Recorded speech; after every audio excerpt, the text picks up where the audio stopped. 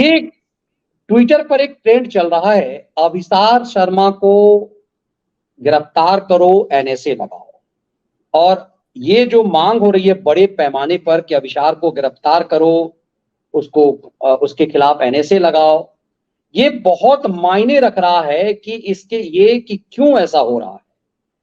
ये जो Delhi high court ने जिस न्यूज क्लिक पर कार्रवाई से रोका हुआ था, उसी दिल्ली हाई कोर्ट ने अब आदेश जारी कर दिया है। और यह सबसे पहले न्यूज क्लिक के डायरेक्टर को, जितने भी न्यूज चैनल, न्यूज क्लिक के डायरेक्टर को नोटिस जारी किया है। तो तय सी बात है कि न्यूज क्लिक का डायरेक्टर अरेस्ट होगा।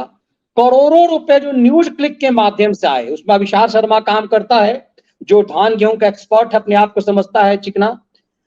बहुत सारे माना जा रहा है कि जितने भी खैराती खलियर हैं, यूट्यूबर्स हैं, सनसनीबाजों का गैंग है, ये जो कार पार्किंग वाला पति पत्नी है, ये माना जा रहा है कि न्यूज क्लिक के माध्यम से पैसा आया और इन सबको पहुंचा। अब बहुत बड़े पैमाने पर देखिए, मैं ट्रेंडिंग दिखा रहा हूं। सबसे पहले इस ट्रेंडिंग पर आप देखेंगे तो शरद पवार ट्रेंड कर रहा है नंबर 1 पे। अभिसार शर्मा, आप देखिए नंबर 1 पे अभिसार शर्मा चला गया है। अभिसार शर्मा पर एनएसए लगाओ, बाइकाट बॉलीवुड चल रहा है, शरद पवार चल रहा है। ये चीजें एक संदेश दे रहा है कि अब इन खैरातियों के दिन लद गए।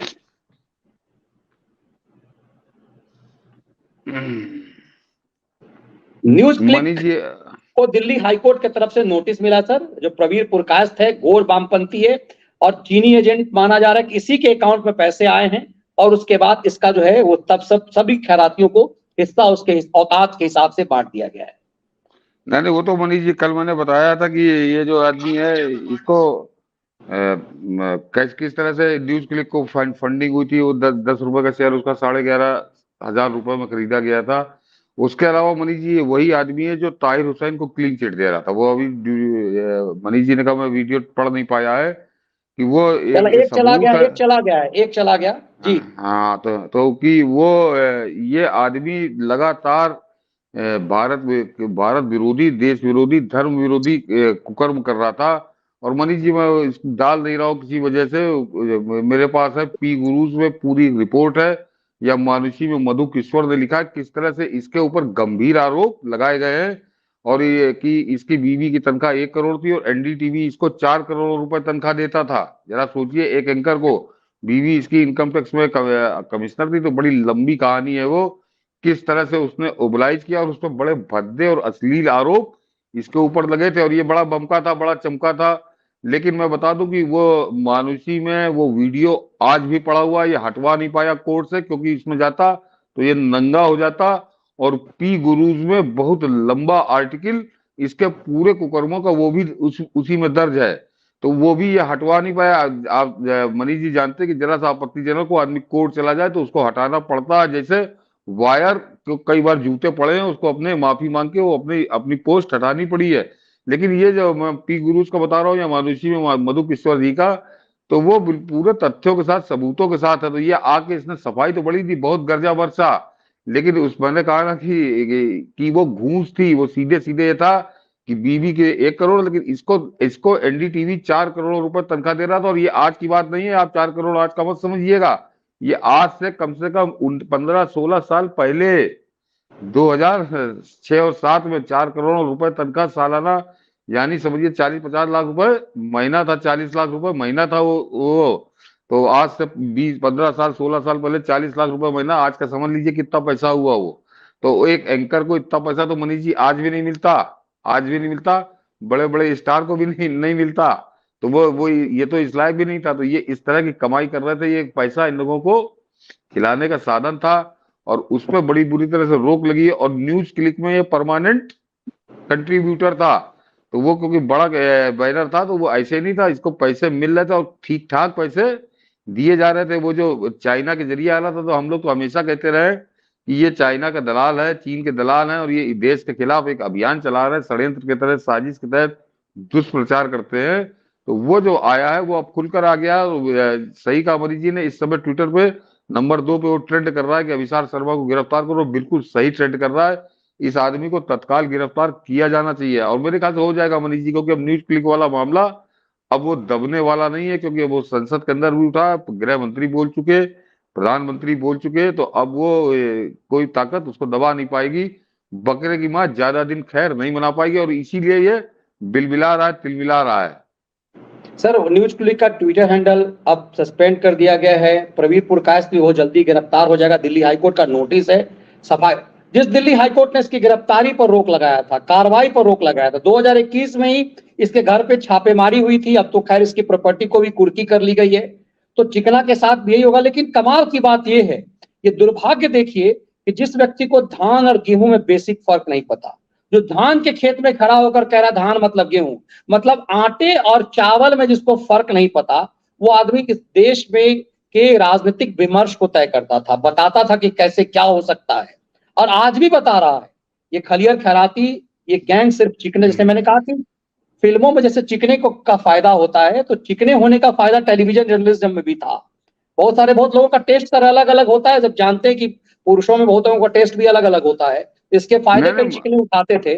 नहीं मनीष जी, वो वीडियो पड़ गया। ये आदमी कितना खतरनाक था, हत्यारों दंगाइयों के कंडोम का काम ये करता था, कि उनके पाप को छुपाने के लिए काम करता था। इसका एक प्रत्यक्ष प्रमाण आप देख लीजिए कि ये किस तरह से हिंदुओं के हत्यारों को बचाने का काम करता था। जरा मनीष जी दिखा दीजिए वो वीडियो, ऊपर डाला हुआ वो मनीष जी, ऊपर है, जी बिल्कुल, ऊपर अभी होगा। खुल रहा है, वो दिख जाएगा लोगों को। हाँ ये ये कितना खतरनाक खेल है कि जेम्स राय के चैनल पे ये काम करता था और वहीं एजेंडा चलाता था। जेम्स राय के नहीं चैनल तो पर ऊपर ऊपर फिर से कर दिया मनीष जी, दोबारा कर दिया हमने, इसको हटा दीजिए, ऊपर कर दिया, इसको ऊपर होगा। ये बताता है कि ये लोग किसके एजेंडे से चलते थे।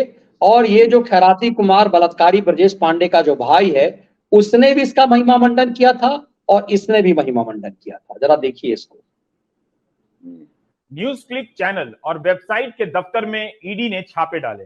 यह चैनल सरकार से सवाल करता रहता है। मशहूर एंकर अभिसार शर्मा इसी चैनल के लिए कार्यक्रम करते हैं, जिसका नाम है न्यूज चक्र और बोल के लब आजाद हैं तेरे।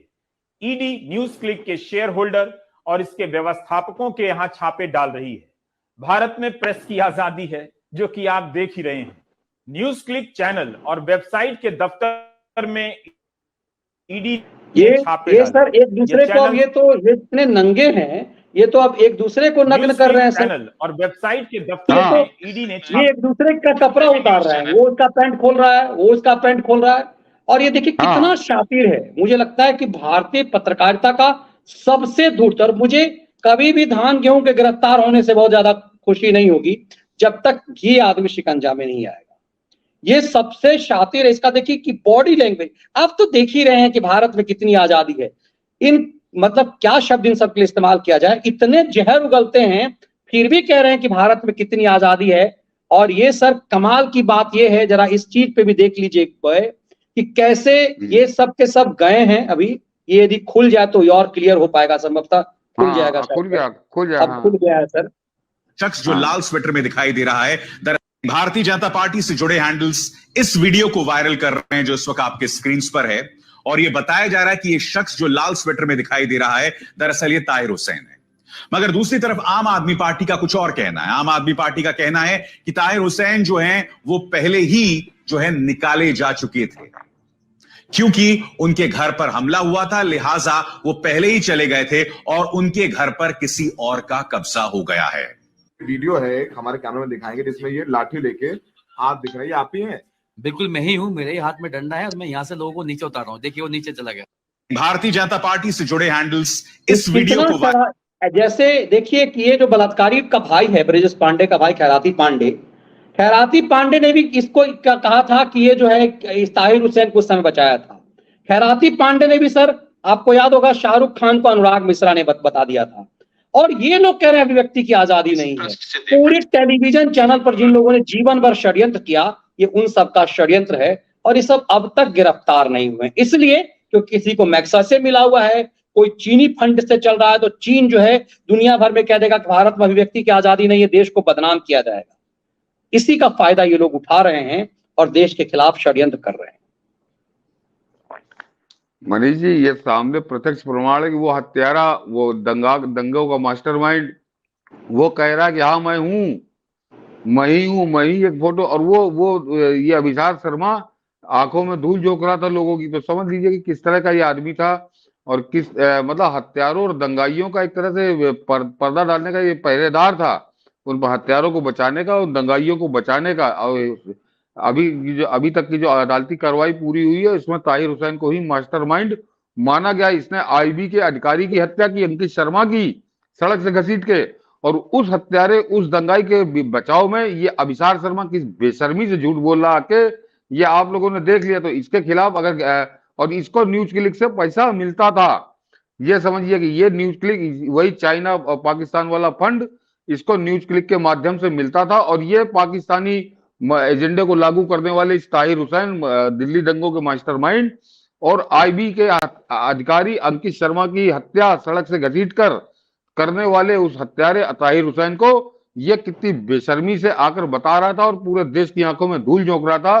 तो निश्चित मनीष जी इसका पाकिस्तान और चीन से कनेक्शन है और इसीलिए वाया न्यूज क्लिक इसके पास पैसा पहुंचाया जा रहा था। इस आदमी को गिरफ्तार करके इस पर लट बजे दिल्ली पुलिस का, तब ये सच उगलेगा और तुरंत उगलेगा, क्योंकि ये बहुत पुराना सातिर है। मैंने कहा कि आज से 16-17 साल पहले इसकी बीवी को 1 करोड़ रुपए तनख्वाह मिलती थी, इसको 4 करोड़ रुपए तनख्वाह मिलती थी, क्योंकि इसकी बीवी इनकम टैक्स में रह के एनडीटीवी के काले कारनामों को सफेद करती थी। एनडीटीवी के नंबर 2 की कमाई को नंबर 1 की कमाई बनाती थी और उसकी बीवी को डायरेक्ट पैसा दे देते तो शायद पकड़ में आ जाती।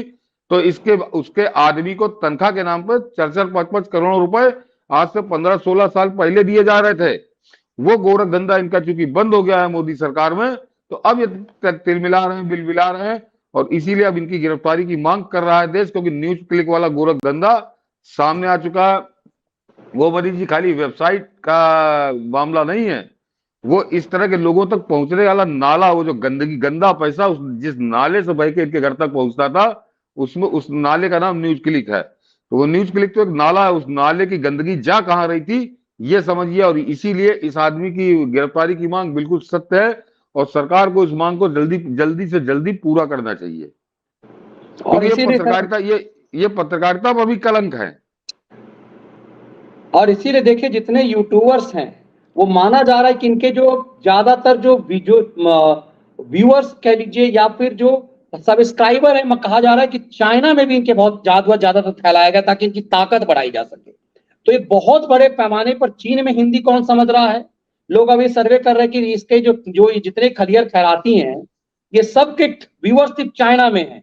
जैसे आपको एक बार आपने विश्लेषण किया था कि ये फ्लॉप फिल्में जो है वो चाइना में हिट करके दिखाया जाता है। तो ये खेल बड़ी पैमाने पर यह भी खेल हो रहा है, इस खेलों को समझना बहुत जरूरी है। और कमाल की बात यह है कि अभिव्यक्ति की आजादी की बात ये कर रहे हैं, ट्विटर पे यदि ट्रेंड कर रहा है तो उम्मीद की जानी चाहिए कि इन सब पे कार्रवाई होगी। और जब आका पे कार्रवाई हो गई है, आका गिरफ्तार हो गया है, न्यूज क्लिक का डायरेक्टर यदि गिरफ्तार होगा क्योंकि उसकी संपत्ति तो कुर्क हो गई है, तो तय सी बात है कि गिरफ्तारी आज न कर जो, क्योंकि जब गृह मंत्री यदि सदन में बोल रहे हैं तो इसका मतलब उसे अब कोई बचा नहीं पाएगा। अब तो ये सब जाएगा, चिकना भी जाएगा। लेकिन सर एक खेल और जबरदस्त हो रहा है सर।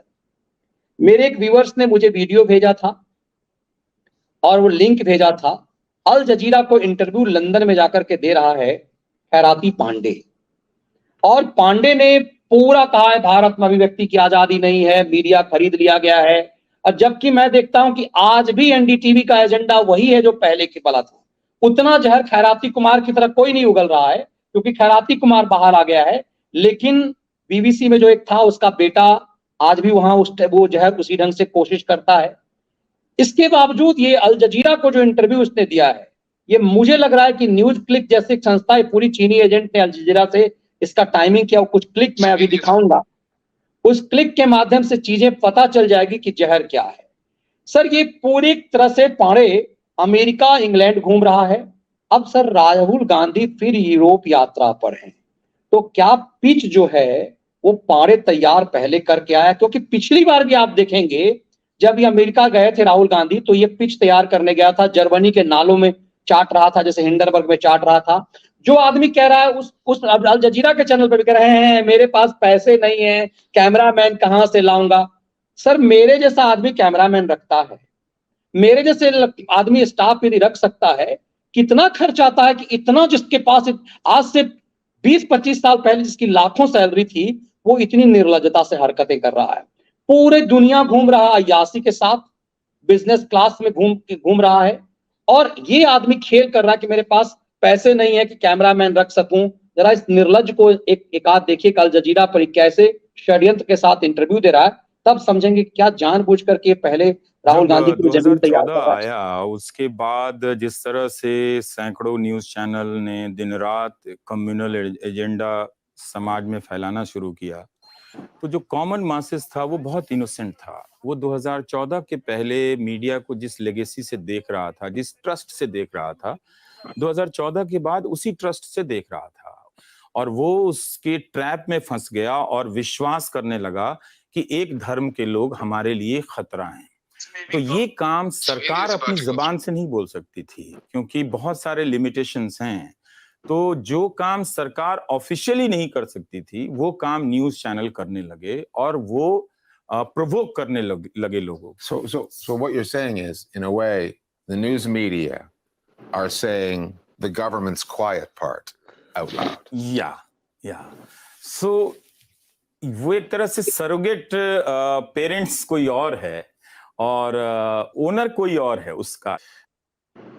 अब देखिए, इसमें एक जर्नलिस्ट के रूप में हम और आप इसको समझ पाएंगे कि ये आदमी जो एंकर है उसको हिंदी बिल्कुल समझ में नहीं आ रही है, और इंटरव्यू ये दे रहा है, और उसमें सुदर्शन के क्लिप हैं, रोहित सरदाना के क्लिप हैं, और ये सब के सब इसका मतलब है कि रवीश कुमार ने इसको पहले से तैयार किया है, और सिर्फ उसे क्या जवाब देना है सब कुछ तैयार है, और इसको कह दिया तुम ये सवाल मुझसे पूछोगे, इंग्लिश में दे दिया गया है। एक जर्नलिस्ट के रूप में मुझे पूरी तरह समझ में आ रहा टेलीविजन में इतने दिन काम करने के बाद कि ये कह रहा है कि जो सरकार नहीं बोल सकती वो रोहित सरदाना से बुलवाया जा रहा है, सुदर्शन चैनल के मालिक जो है चौहानके से बुलवाया जा रहा है, टीवी चैनलों पे ऐसी स्टार अलग अलग करवाया जा रहा है, और फिर वो एंकर कह रहा है कि इसका मतलब है कि मोदी जो बोल नहीं पा रहे हैं वो ये न्यूज चैनल्स बोल रहे हैं। तो ये पूरा चीज आपको समझ में आएगा कि षड्यंत्र कितना बड़ा है जो रवीश कुमार अल जजीरा पर कर, जिसका हर किसी को पता है अल जजीरा का एजेंडा क्या है, और इसके शातिराना चेहरे को नजर देखिए। मुझे लगता है कि भारत एनआईए को इस आदमी के चेहरे और षड्यंत्र को समझना चाहिए, पर मोदी सरकार से सवाल नहीं पूछ सकते हैं। For people who are unfamiliar with the Indian media space, characters like Arnab Goswami, we've seen him get into an argument with a student leader, declare, as though he's issuing a certificate of some kind, that this guy is an anti-national. Someone's going to call your bluff, and we are calling your bluff tonight. Someone's going to name you as anti-national, and I'm naming you as anti-national tonight. Surely thereafter, someone takes a shot at that student leader. Yeah. Who gave these anchor people the power, whether it's real or imagined in their heads, to do this kind of thing? Who invested them with that power? इससे मैं भारत में फर्जी degree बांटने वाले बहुत institutions हैं। So news channel में भी फर्जी सर्टिफिकेट बांटने वाले एंकर आ गए, and this anchor, particular anchor you ask about उसको भी याद नहीं होगा कि कितने लोगों को एंटी नेशनल बोला है, कितने लोगों को गद्दार ट्रेटर बोला है, कितने लोगों को आतंकवादी बोला है। सुप्रीम कोर्ट के बहुत सारे ऑर्डर हैं जिसमें इस तरह के मीडिया को क्रिटिसाइज किया है कोर्ट ने कि वो कम्युनलाइज कर रहा है, वो हेट को स्प्रेड कर रहा है। लेकिन आप जब भी रिचर्ड क्वेश्चन करेंगे इस इंडियन मीडिया को, वो आके कहेगा कि आपने इंडिया को। ये देखिए इसमें सर, ये आदमी, अब इसमें भी देखिए अर्नब गोस्वामी का वो वाला वीडियो उतारा जिसमें अर्नब गोस्वामी वो उमर खालिद को लेकर के एजेंडा चला रहा है, ये सवाल कर रहा है। ये उमर खालिद को की जमानत को लेकर के प्रेस क्लब में प्रेस कॉन्फ्रेंस कर चुका है, और अमेरिका में उसी समय में उमर खालिद के पक्ष में माहौल बना। तो सब ये समझ में आता है कि स्क्रिप्ट जो है तैयार है। मैं बहुत गंभीर बात कर रहा हूं, ये पांडे सब कुछ इसको उपलब्ध कराया है। इस बोके को जो अल जजीरा का एंकर, उसे कुछ भी नहीं पता को क्या बोल रहा है और पांडे क्या बोल रहा है, पांडे क्या बोल रहा है उसको कुछ नहीं पता है। ये अल जजीरा के लिए इंटरव्यू है ही नहीं, ये भारत के खिलाफ षड्यंत्र है, और मुझे लगता है अभिषार शर्मा के खिलाफ बाद में होनी चाहिए कार्रवाई। पांडे को तुरंत वहां से उठाना चाहिए। पांडे बहुत खतरनाक खेल खेल रहा है। ऐसा लग रहा है कि ये भारत को बदनाम करने के लिए इंटरनेशनल मंच का इस्तेमाल कर रहा है। इसके यदि एनआईए यूएपीए यदि इसके खिलाफ नहीं लगता तो मुझे लगता है कि यूएपीए का लगने लायक इस देश में कोई आदमी है ही नहीं। एक और वीडियो है मनीष जी, एक और एक देखिए आ गया होगा। मतलब ये हद है। और चूंकि बहुत धन्यवाद उस व्यूअर का, मैं नाम अभी भूल रहा हूं, जिन्होंने मुझे ये पूरा लिंक भेजा था जिसके कारण मैं देख पाया, और उसके बाद एक वीडियो मैंने कटवाए हैं। और ये तमाम चीज शातिराना है, इसीलिए हम लोग इसको समझेंगे कि भारत के खिलाफ षड्यंत्र क्या है। ये जरा इस वीडियो को भी हम लोग देख ले, ये तीसरा है, इसका षड्यंत्र को देखिए। With his ratings being as high as they are, with him having all those news organizations in his corner, how do you see the outcome of this election? Is it a foregone conclusion? Will it even be a contest? I'm not sure about result. I cannot pronounce the result before election held. But I'm concerned about fairness of elections. हमें उस मेज पर आना पड़ेगा और अपने आप को बताना पड़ेगा कि ये मीडिया एक समस्या है इस देश के लिए। और दिस मीडिया, ये जो मीडिया है, इसका संबंध सिर्फ एक सरकार से नहीं है। अब इंडिया में न्यूट्रल कोई ऐसा गवर्नमेंट न्यूट्रल मीडिया नहीं है। स्टेट्स में भी गवर्नमेंट के अकॉर्डिंग मीडिया हो गया है, तो प्रोसेस बहुत खराब है। You cannot repair this mainstream media. But I have an idea for this mainstream media. I want to appeal to BJP, please merge this mainstream media with their fold. And like you have many subsidiaries in your organization, like Women's Front, Traders Front, and Youth Front.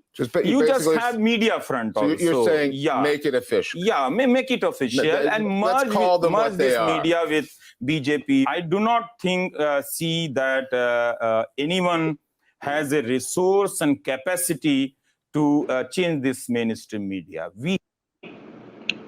Sir, ये खेल बहुत खतरनाक है। इस खेल को एक किस तरह से अपने एजेंडे को लेकर के गया है ये, और पूरा अपना एजेंडा वहां जो उससे वो भी बोका लग रहा है, इसी की तरह है। और कमाल की बात है कि जो आदमी जीवन भर गोद में रहा, वो गोदी मीडिया की बात कर रहा है। कमाल की बात यह है कि जो व्यक्ति जीवन भर षड्यंत्र की पत्रकारिता करता रहा, सरकार के एजेंडे पर चलता रहा, वो ऐसी बातें कर रहा है। जिस चैनल में काम कर रहा था, उस चैनल का में जहर का खेल अभी भी चल रहा है। ऐसा कुछ नहीं कि बहुत कुछ बदला है, सिर्फ पारे चला गया है। क्योंकि उसको अब क्या राहुल गांधी सर इसी के तैयार पिच पर यूरोप में बैटिंग करने जा रहे हैं? ना मनीष जी, पहले इसकी बात कर ले। आज ये इस खैराती से कोई वही कि ये तो खुद तो किसी को जवाब देता नहीं है। ये किस चैनल पर बैठ के मनीष जी रोना रो रहा था हिंदुस्तान की मीडिया का। ये तो खुद ये जूते खाने लायक काम कर रहा था। मनीष जी, जिस समय अल जजीरा स्थापित हुआ, पूरी दुनिया ये जानती है कि वो अलकायदा की फंडिंग से ही स्थापित हुआ था। एक तरह से ओसामा बिन लादेन ने अपना इस माउथ पीस बनाया था कि इंटरनेशनल मीडिया में अलकायदा की उस लादेन की बातें जाएं। तो ये वहां की देन है। और ये किस देश में बैठ के बात कर रहा था? ये अलकायदा कहां से संचालित होता है? कतर से मनीष जी। इस्लामी राष्ट्र, घोर इस्लामी राष्ट्र, एक शब्द नहीं बोल सकते वहां की सरकार के खिलाफ। सरकार तो है ही नहीं, वहां का जो शासक है। तो वहां पे और वो जो रिचर्ड वहां पे सही कहा, वो 100 जूता खाए तमाशा घुस के देखे, रोज कतर सरकार के जूते खा रहा है। अगर जरा सा भी अभिव्यक्ति की स्वतंत्रता की बात करेगा तो कतर में चौराहे पर लटका दिया जाएगा ये रिचर्ड। उस रिचर्ड के सामने बैठ के ये रवीश कुमार अपना रंडी रोना रो रहा था। तो ये सोच लीजिए, इसको एक मंच चाहिए। और अब क्योंकि ओसामा बिन लादेन मारा गया 2012 में, तो काफी कुछ खेल खत्म हुआ। तो अब इसको पाकिस्तान और जो इस तरह के आतंकवादी तत्व है, उनका ये माउथ पीस है ये अल जजीरा। पूरी दुनिया में इसको एक बड़ी गंदी निगाह से देखा जाता है। तो एक तरह से समझिए, ये वेश्यालय में बैठ के भजन गाने का ढोंग कर रहा था रवीश कुमार। ये दुनिया में मीडिया का सबसे बड़ा वेश्यालय है, रंडी खाना है। उस रंडी खाने में जाके ये वहां पे अपनी दुकान लगा रहा था। तो वेश्यालय में पान की दुकान कौन खोलता है ये बताने की जरूरत नहीं। जो पुराने भड़ुए होते हैं, वो जब वो धंधा करने लायक नहीं रह जाते, तो उसी वेश्यालय में कहीं कोने में एक छोटी सी पान की दुकान या कहीं अवैध शराब बेचने का खोखा खोल लेते हैं। तो इंटरनेशनल मीडिया का जो सबसे बड़ा वेश्यालय है, वहां पर ये यहाँ से निकाला हुआ रिटायर्ड बड़ुआ वहां पे जाके उसने अपनी पान की दुकान, भारत विरोधी पान की दुकान खोली थी। इसको शर्म नहीं आई? और ये जो इसके पक्ष में यहाँ पे दलाल सक्रिय, जरा उनको क्या नहीं मालूम कि अल जजीरा क्या है, उसको फंडिंग कहां से होती है, और उसका जन्मदाता मनी जी ओसामा बिन लादेन। और सबसे खास बात, वो पुराने किस्से कहानी छोड़ दीजिए, कतर में है, कतर से वो संचालित होता है। तो कतर में कितनी आजादी है अभिव्यक्ति की, ये यहाँ के जो ठेकेदार, ये गवार, क्या कहूं इनके लिए, मुंह से कुछ ऐसे शब्द निकलते हैं कि ये बताते हैं कि वहां बैठ के अभिव्यक्ति की स्वतंत्रता का रोना वो रो रहा है। तो वही है कि अपने घर में सजा के इस तरह की बातें कर रहे हैं, ये जवाब किसी का देता नहीं है। किसी दिन अगर इसमें हिम्मत हो तो एक दिन खुला मंच लगा ले, खुला मंच लगा ले, कुछ थोड़ा ऊंचाई पे बैठ जाएगा, हम लोग खड़े होकर इससे सवाल कर लेंगे। लेकिन आए तो इसकी औकात है दिल्ली के किसी चौराहे पे, तो ये इस तरह का। लेकिन असल में मनीष जी इनको जो जैसे न्यूज क्लिक का फंडिंग क्लियर हुई कि वो जिस तरह से वो चीन से गंदगी बह के आ रही, न्यूज क्लिक जैसे नाले खुले हुए हैं, वहां से इनको माल मिल रहा। और इस देश में एक पागल है जो वह कि छोटा पजामा बड़ा कुर्ता पहन के बिल्कुल आंख बंद करके मोदी विरोध में पगलाए हुए हैं।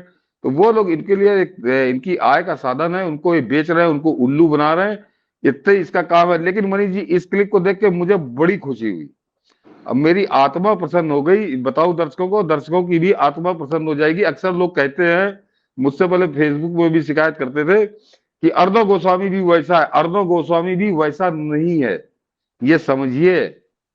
अर्णव गोस्वामी, यहाँ लोकल पॉलिटिक्स में आपके उससे मतभेद हो सकते हैं, हो सकता है वो कभी केजरीवाल की तारीफ कर दे, किसी की कर दे, लेकिन जब देश की बात आती है तो ये मैं बता रहा हूं कि आपने मनीष जी गौर किया कि जिस समय अर्णव गोस्वामी की बात कर रहा था तो इससे ज्यादा जला कूड़ा भरा हुआ वो रिचर्ड नजर आ रहा था।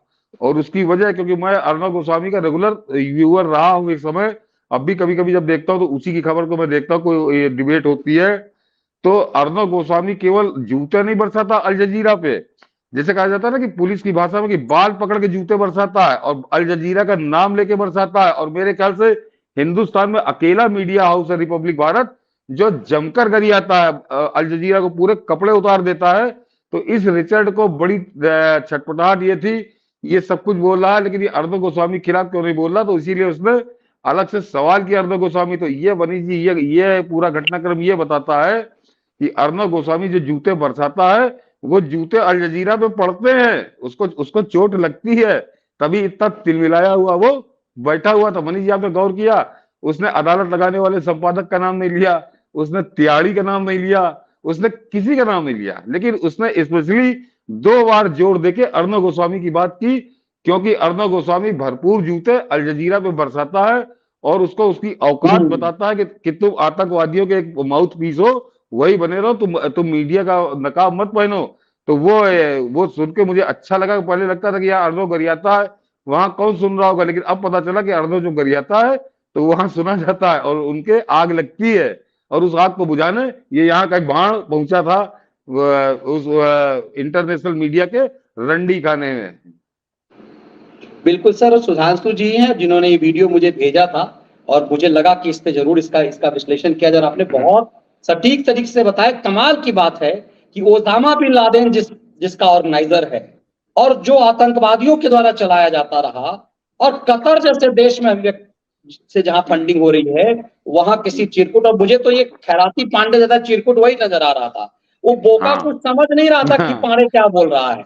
कमाल की बात है कि बोका पांडे क्या बोल रहा है उसे कुछ समझ में नहीं आ रहा था। लेकिन वो बोका छोड़िए मनीष जी, पूरी दुनिया जानती है कि यह अलकायदा के फंडे से बना चैनल है। और कतर में जहां मैंने कहा ना कि अगर एक भी अभिव्यक्ति की स्वतंत्रता का जरा सी बात करोगे तो चौराहे पे लटका दिए जाओगे, वहां वो नौकरी कर रहा है और उसके सामने जाके मतलब एक वेश्या दूसरे वेश्या को नारी जो है नारी की गरिमा और महिमा का एक व्याख्यान दे रही है। ये इस तरह के जैसे 2 वेश्याएं आपस में बैठ के नारी की शुचिता, नैतिकता, मर्यादा की बात कर रही हो, ये इस तरह का वार्तालाप है कि जो कुख्यात वेश्याएं नारीत्व पे बात कर रही है कि नारी की महिमा क्या होती है, नारी की नैतिकता क्या होती है, इस तरह की बात कर रहे हैं। तो क्या इनको कहूं, ये जो सुन रहे हो तो समझे कि कितना बड़ा ढोंग और पाखंड। यहाँ वाले खैराती को तो हम लोग जानते ही हैं, लेकिन वो मनीष जी ने सही कहा, जो दूसरा बैठा है वो इससे बड़ा वाला है, वो इससे बड़ा वाला है। हमारे हिंदुस्तान में मनीष जी बड़ी कमजोरी है कि अंग्रेजी बोल रहा तो बड़ा विद्वान होगा। अंग्रेजी बोला विद्वान नहीं, वो तलुए चाट रहा है समझिए ओसामा बिन लादेन के।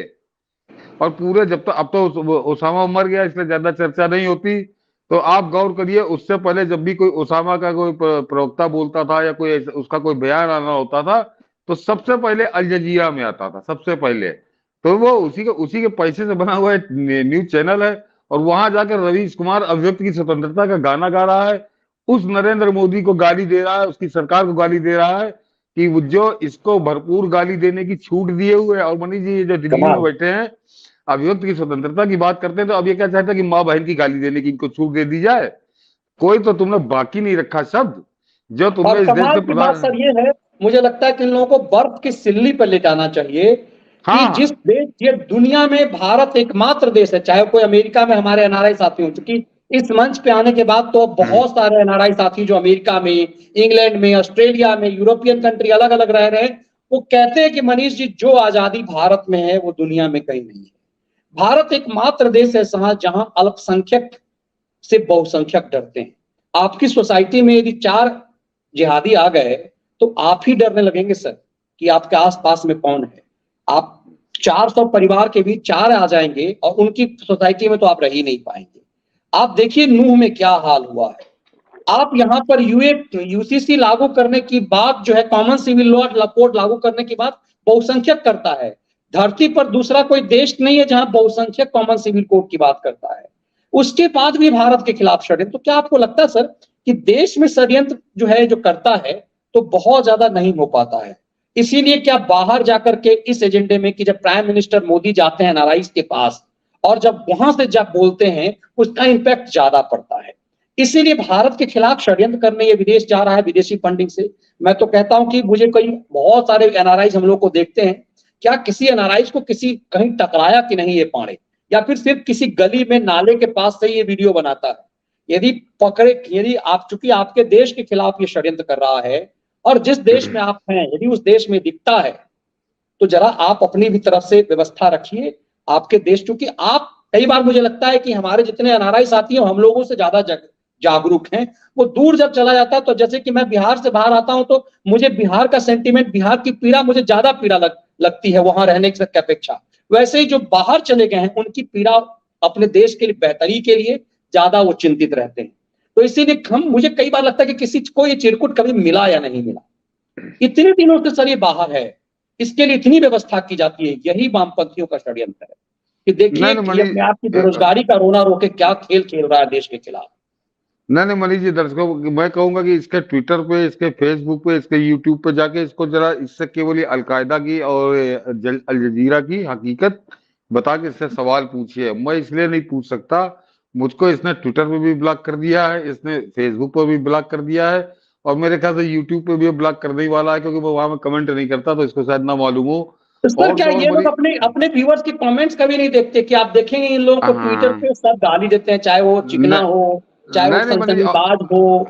और बता दूं मनीष जी, इसका नंबर भी मेरे पास था, मेरी इससे 2 बार बातचीत हुई, तो व्हाट्सएप पे भी इसने मुझको ब्लॉक कर दिया।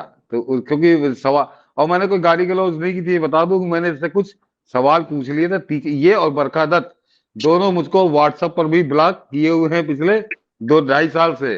तो हम लोग नहीं कर सकते, लेकिन आपको तथ्य बता रहा हूँ कि जाके जरा इससे वो इस पर झड़ी लगा दीजिए। मुझसे तो सर प्रेस क्लब में कई बार टकराता है, खास करके जब प्रेस क्लब के सालाना वोटिंग डे होता है उस दिन ही मुझसे टकराता है और नजरें एकदम से साइड करता है, क्योंकि सब लोग जानते हैं, एनडीटीवी में भी साथी और बताते हैं कि जो है ये तुमसे बहुत किस रूप में चीजों को लेता है ये। खैर ये, मगर ये देश के खिलाफ षड्यंत्र कर रहा है, इसलिए बहुत गंभीर मामला है। और मनीष जी बता दूं, ये जो गेहूं धान वाला है, ये अभिसार शर्मा, ये तो इतना बौरा गया था कि ये माँ बहन की गाली गलौज मुझसे करने लगा था इसी सवाल पे। मैंने कुछ सवाल ही पूछ लिए थे केवल लिख के, और पलट के इसने फोन किया कि कौन बोल रहा है, तो मैंने कहा मैं फलाना बोल रहा हूँ, जरा ये क्यों नहीं बोल। तो ये माँ बहन की गाली गलौज पर ये आदमी उतर आया था। तो ये इतने हल्के मैं इनको जो कोसता हूँ या इनकी खाल खींचता हूँ, तो ऐसा नहीं, मैं इनकी असलियत बता रहा हूँ कि खुद कितने धैर्यवान, कितने ये वो है गंभीर, कि जरा सा भी इनको बर्दाश्त नहीं है। और मोदी से चाहते हैं कि कोई मोदी को खूब माँ बहन की गाली होके और मोदी उसको माला पहना के उसकी आरती उतारे। मोदी से ये अपेक्षा करते हैं इस देश के प्रधानमंत्री से। खुद जब सवाल पूछो तो यही अभिसार शर्मा गाली गलौज पर उतर आया था। फिर जवाब खैर उसको मिला, कुछ ज्यादा मिल गया ब्याज सहित। तो कई सारे व्यूअर्स सर कहते हैं कि आप लोग चर्चा इसकी क्यों करते हैं, ये जरूरी है नहीं इसलिए कि ये लोग क्या बात? परसेप्शन क्रिएट कर रहे हैं। बहुत रेगुलर व्यूअर कहते हैं मनीष जी खलिया खैराती की चर्चा, इस बलात्कारी की कहानी की चर्चा क्यों करते हैं? हाँ नहीं मनीष जी, उसका जवाब दे दूं कि भगवान राम की रावण से तुलना हो ही नहीं सकती। रावण से तुलना करना पाप है, आप जानिए। या कृष्ण की तुलना कंस से नहीं हो सकती। लेकिन आज भी रावण का पुतला बाकायदे एक दिन निर्धारित है, उस दिन पुतला जलाया जाता, पूरी दुनिया को बताया जाता कि एक रावण था। और कृष्ण जन्माष्टमी जब मनाई जाती तो बताया जाता कि एक कंस था। तो कंस और रावण का जिक्र हमेशा होना चाहिए, ताकि वो केवल इसलिए आज होता है ताकि आगे समाज जागृत हो ऐसे कर्मों के प्रति, ऐसे कुकर्मों के प्रति। तो ये पापी, ये आज के जो मनीष जी मैं कहता हूँ कि जो ये बदमाश है, अपराधी या इस टाइप के जो दलाल है, तो जो रामायण में चर्चा आती है कि खरदूषण थे, अहिरावण थे और कुंभकर्ण थे और मारीच था, तो आज के ये अहिरावण है, खरदूषण है, मारीच है, कालनेमी है, ये सब वही है। उस जमाने में कुछ परिवेश दूसरा था, सामाजिक परिस्थितियां दूसरी थी, तो उनको वो नाम दिया जाता था। वो राक्षस वो थे, ये भी राक्षस हैं। ये भी देश समाज धर्म को नोचने खाने पे ही जुटे हुए हैं। तो इनका जिक्र और इनकी रोज पोस्टमार्टम करना बहुत जरूरी है। और आपको इनकी असलियत समझना बड़ा जरूरी है। मैंने इसलिए बताया कि अब आपको एक रावण का जिक्र किया, रावण को नहीं, रावण को हर साल पुतला जलाया जाता, बाकायदे मेला लगा के 1-2 लाख लोगों को इकट्ठा करके जलाया जाता है उसका पुतला, कि देखो ये इतना कुकर्मी था, इसका पुतला जल रहा। और एक जगह नहीं, पूरे देश में जलाया जाता है। तो ये आदमी हमेशा कहता हूं, इस देश के व्यूअर्स को समझना पड़ेगा, आतंकवादियों से ज्यादा खतरनाक इस देश के खलियर खैराती हैं। मैं बहुत भरोसे के साथ कहता हूं, पर आतंकी 1-2 लोगों को मारता है, ये देश के खिलाफ एक खतरनाक परसेप्शन तैयार करते हैं। उस देश के बारे में कहते हैं कि अभिव्यक्ति की आजादी नहीं है, जहां पर खुद अभिव्यक्ति की आजादी के नाम पर इतना षड्यंत्र करता है। उस देश में कहता है गोदी मीडिया, जहां सालों ये गोदी में बैठा रहा।